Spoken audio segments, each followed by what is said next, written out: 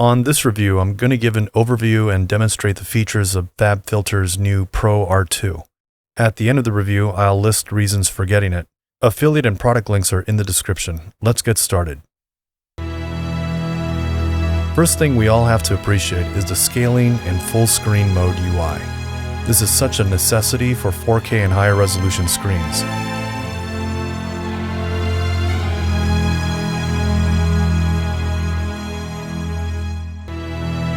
The audio isn't glitching. I'm pausing the playback so you can hear the tails better.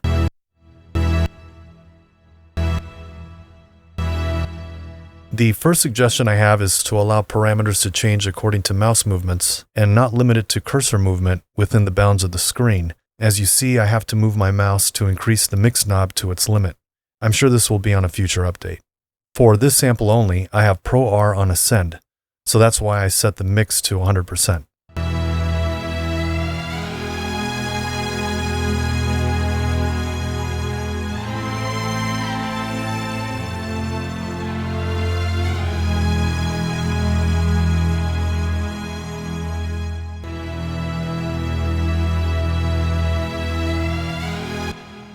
The brightness knob seems to add a bit of low pass to the reverb from the visual feedback, but apparently it also affects the decay of high frequencies according to the manual.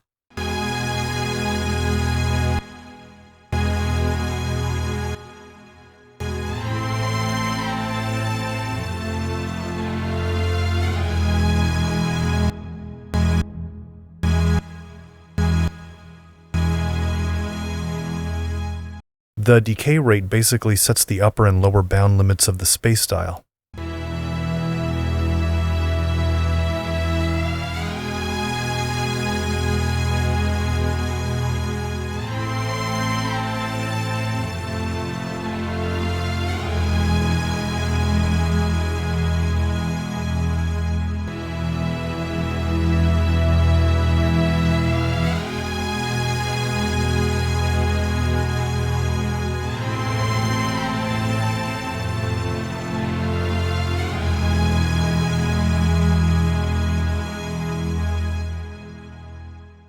The distance just makes the source appear farther or closer to you by algorithmically changing the room acoustics.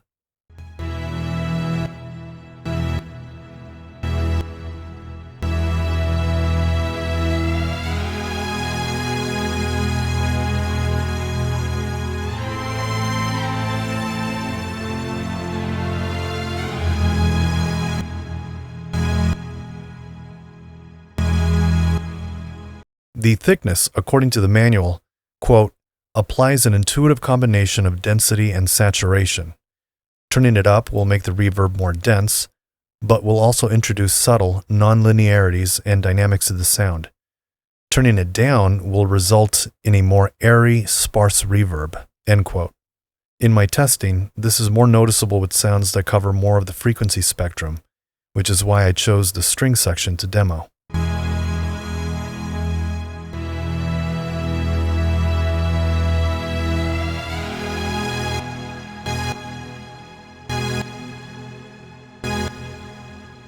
The character, according to the manual, adds life to the reverb. The first thing I noticed was a bit of detuning on the higher frequencies. The manual continues by saying that at 0%, the reverb is as transparent and predictable as possible. Turning the knob up to 50% gradually increases some modulation and more pronounced early reflections, together with subtle yet noticeable late echoes. From 50% and up, the reverb begins modulating more and more, up to a chorus-like effect at 100%, which works well on vocals and synths.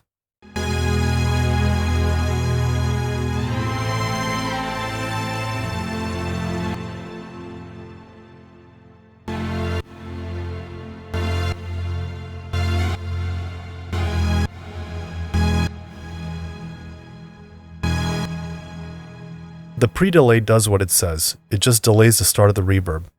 Increasing it augments the perceived room size. My only suggestion would be to make the ring toggle off when the pre-delay is set to tempo. I'm sure we will find this on a future update as well.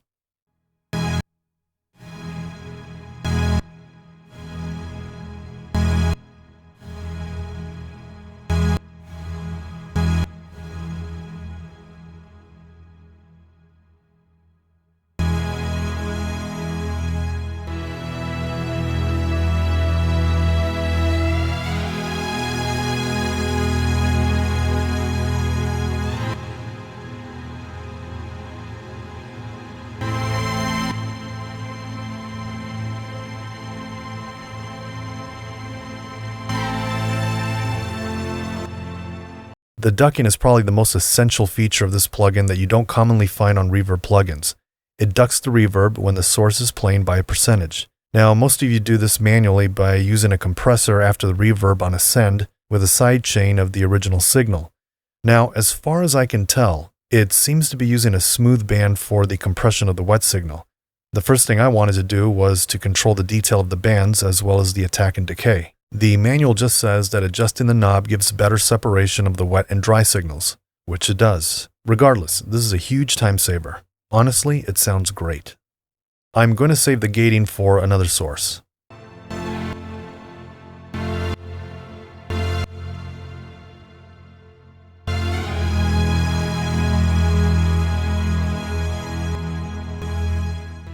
For this example, I put Pro R on the track directly. Since we're all familiar with the controls now, I'll keep quiet until I have to make a comment or introduce a function.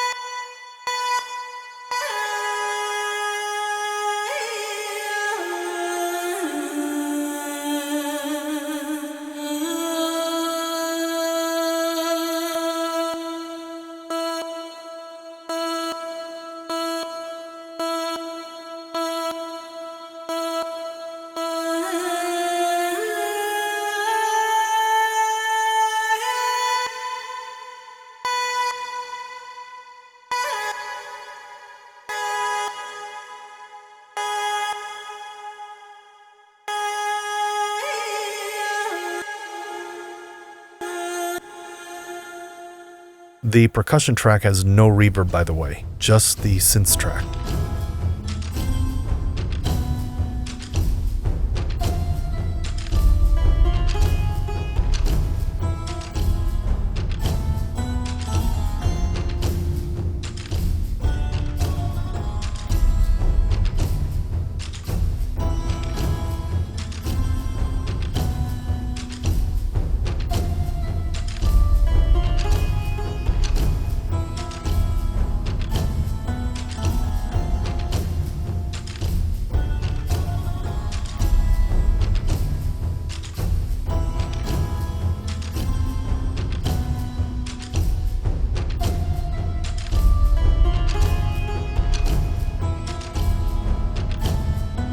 Now let's hear the tracks in context. For the record, I wouldn't normally put a reverb on each track.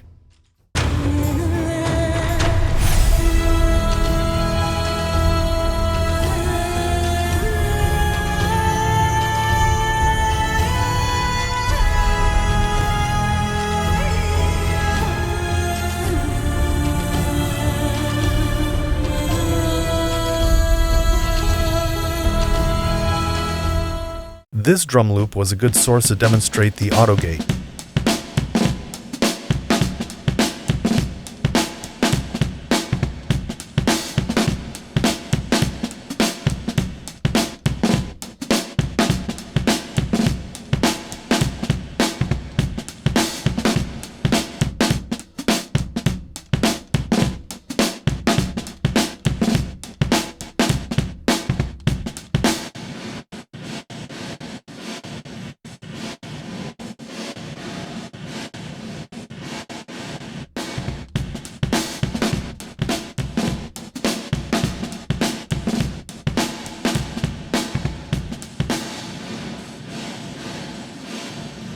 You can use free timing or sync to the beat relative to the tempo of the DAW.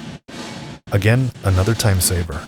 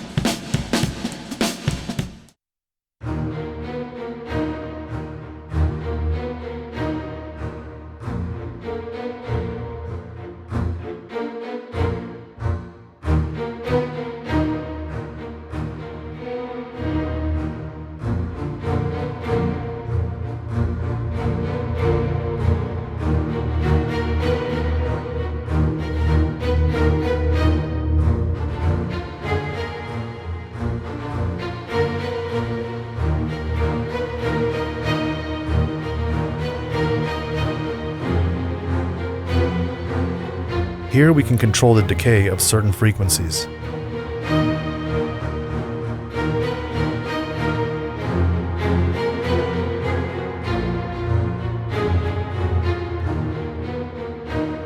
The post-EQ sculpts what frequencies are processed by the reverb. Again, another time saver.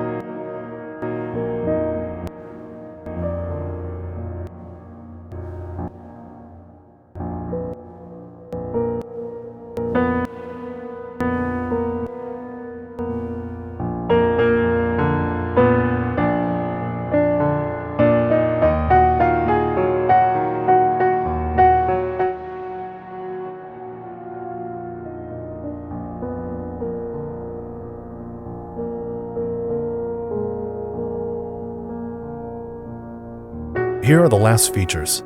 The UI has the ability to change what the spectrum analyzer displays.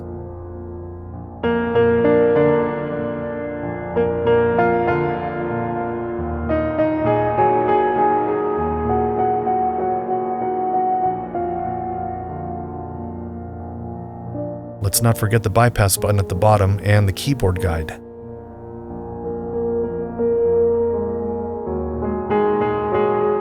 Another great addition to this plugin is the ability to import impulse responses, which ProR generates an approximation curve to the space captured.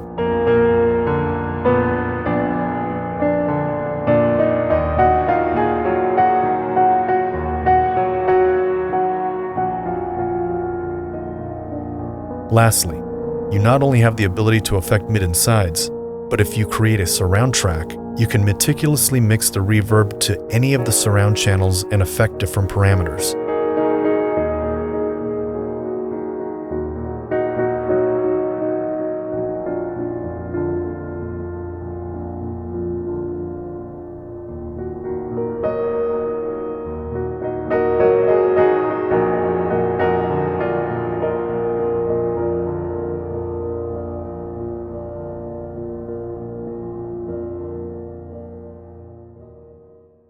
There's a lot to this updated version of the original ProR. You can read the manual for more details like MIDI learn and using it on iOS. I find ProR 2 to be an advantageous upgrade to owners of ProR because of the time-saving features like ducking, tempo-synced reverb, and sculpting the EQ of what gets processed by the reverb.